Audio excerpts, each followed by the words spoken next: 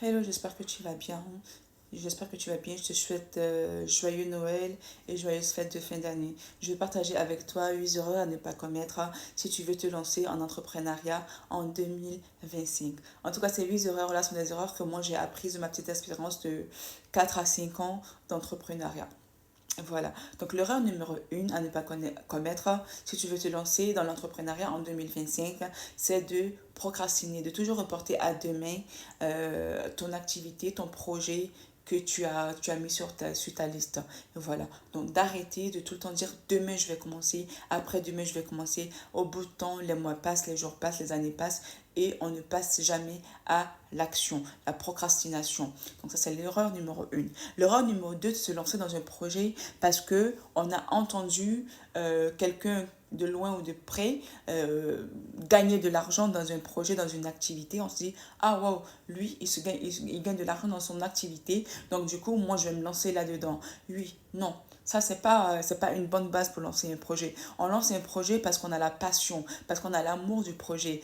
Et en ayant de la passion et de l'amour du projet, lorsqu'on aura des obstacles, lorsqu'il y aura des difficultés, lorsqu'il y aura les bâtons dans les roues là, on aura toujours la motivation, toujours, on ira toujours à la source de nous pour trouver les solutions à ces problèmes-là. Et on ne va pas abandonner. On voudra toujours relever les défis pour la vie de notre projet.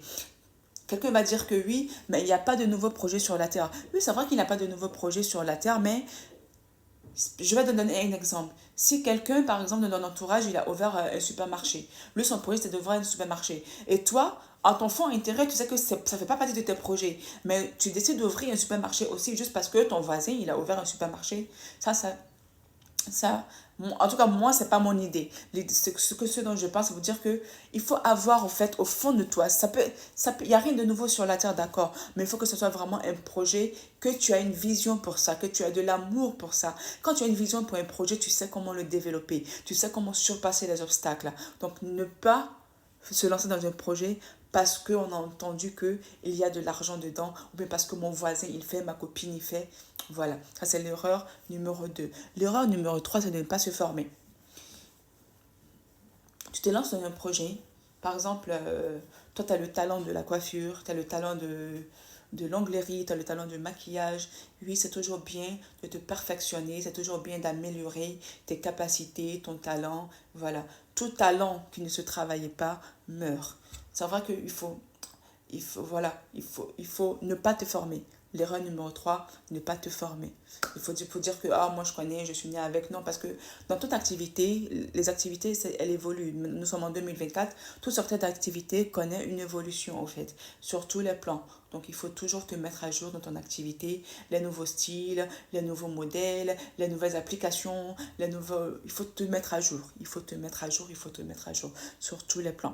L'erreur numéro 4 à ne pas commettre, c'est de attendre d'être parfait pour débuter. C'est vrai que quelqu'un va me dire que non, mais c'est contradictoire ce que tu as dit tout à l'heure là, dans l'erreur numéro 4 de ne pas te former. Oui, si tu as fait attention, je dis que il faut commencer. Tu commences avec ce que tu connais. Tu commences, si tu connais 10%, si tu as un talent qui est de 10% de cette activité-là que tu aimes là, tu le commences avec ça, tu le commences avec ça, et tu t'améliores à côté, tu te formes à côté.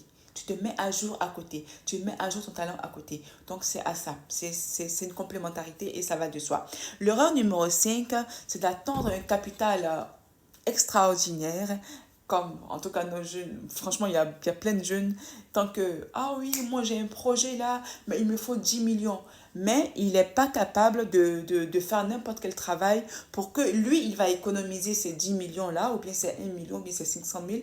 Non, lui, il se dit que, ah, il faut que je demande à ma tante, à ma grande soeur, à mon oncle, à ce babatché, à telle personne. Non, au fait, non. Parce que si, quand tu as un projet, si tu as un projet, si ton projet c'est d'atteindre la lune, et tes moyens de bord te permettre aujourd'hui de travailler dans la poussière, comme on dit, tu vas travailler dans la poussière jusqu'à ce que tu atteignes le ciel, ensuite tu atteins les étoiles, ensuite maintenant la lune. Voilà, donc il faut commencer avec ce que tu as. Si ton projet est de vraiment ouvrir un spa, un institut de beauté, waouh, extraordinaire, tu commences une activité, si ton fonds de commerce, ça te permet de commencer à la maison, tu commences à la maison. Et moi, je conseillerais même de commencer à la maison lorsque avec tu as de la clientèle au bout de 6 mois, au bout d'un an, avec ce que tu as un peu gagné, tu prends un petit local, et puis ainsi de suite. Voilà, donc l'erreur numéro 4 à ne pas commettre, c'est d'attendre d'être parfait pour...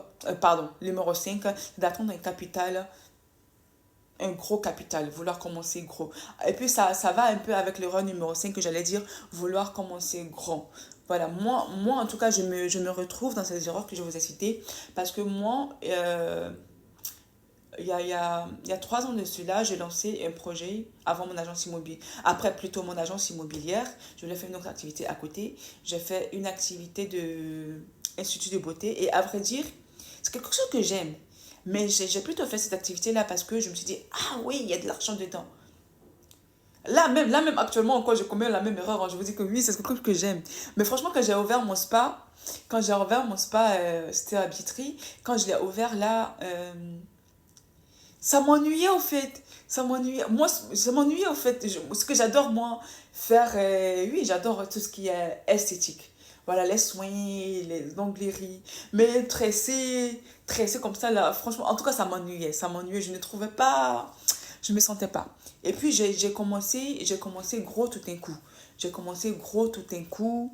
J'ai mis. Et à l'époque, je ne savais pas, j'avais pas cette expérience-là vraiment. Je ne savais. C'est après que vraiment que ça chauffait chez moi là, mes copains ils me disaient ah oui parce que quand tu veux investir tu prends pas tout ton fonds pour investir, tu prends le 20% de ton fonds pour investir. Donc alors moi j'avais pris tous mes économies, j'avais pris crédit même pour mettre dessus encore. Donc vous voyez, donc ça faisait que ma tête chauffait toute la nuit. Donc j'avais plus, c'était que vraiment c'était chaud. Je devais prendre l'argent de l'agence immobilière pour combler au fait. Et vous savez, les loyers à Biétry, c'est pas moins cher, hein. C'est pas moins cher, j'avais 2 employés et tout ça. Donc vraiment j'ai commencé au top, au top, au top. Mais je vous assure qu'au bout de 6 mois, j'ai fermé parce que ma base déjà pour cette activité-là n'était pas bonne parce que j'ai commencé parce que je me suis dit on gagne de l'argent, on y gagne de l'argent. Ça c'était déjà et puis j'ai commencé très gros. Donc vraiment c'est l'erreur à ne pas faire.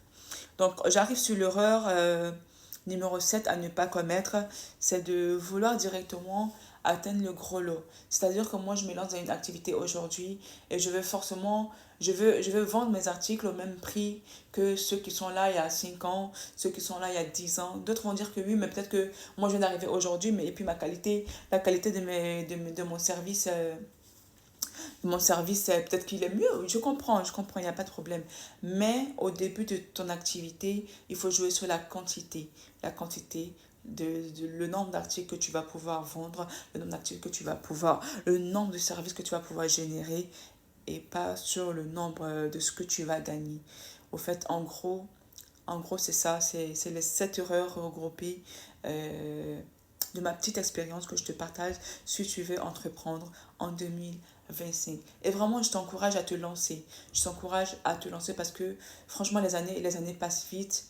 Les mois passent vite, les jours passent vite et on se rend compte qu'on n'a pas réalisé ce qu'on voulait réaliser. Peut-être qu'on l'a pensé à ça, ça fait 10 ans, ça fait 5 ans. Franchement, je t'encourage et je m'encourage aussi moi aussi. Et je te souhaite encore joyeux Noël et bonne fête de fin d'année. Prends soin de toi. Ciao, ciao.